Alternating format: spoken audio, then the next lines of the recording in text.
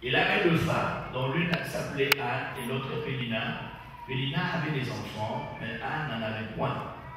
Chaque année, cet homme montait de sa ville à Silo pour se prosterner devant l'Éternel des armées pour lui offrir des sacrifices. Là se trouvaient les deux fils d'Élie, Ophni et Phiné, sacrificateurs de l'Éternel. Le jour où Elkana offrait son sacrifice, il donnait des portions à Pénina, sa femme, et à tous les fils et à toutes les filles qu'il avait d'elle.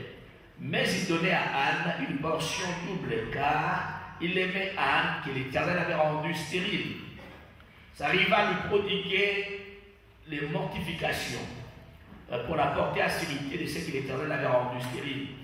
Et toutes les années qu'il en était ainsi, chaque fois qu'elle montait à la maison de l'Éternel, alors à la maison de l'Éternel, Pénina la mortifiait de la même manière.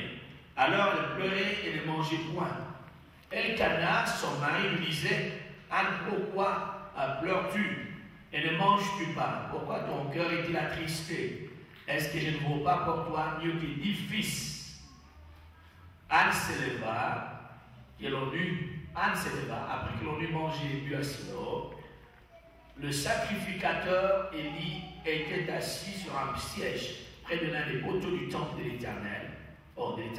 Et l'amertume d'Anne, elle pria l'Éternel et versa des larmes de pleurs. Elle fit un vœu en disant: Éternel des armées, si tu daignes regarder l'affliction de ta servante, si tu te souviens de moi et n'oublie point ta servante, et si tu donnes à ta servante un enfant mâle, je le consacrerai à l'Éternel pour tous les jours de sa vie, et le rasoir ne passera point sur sa tête.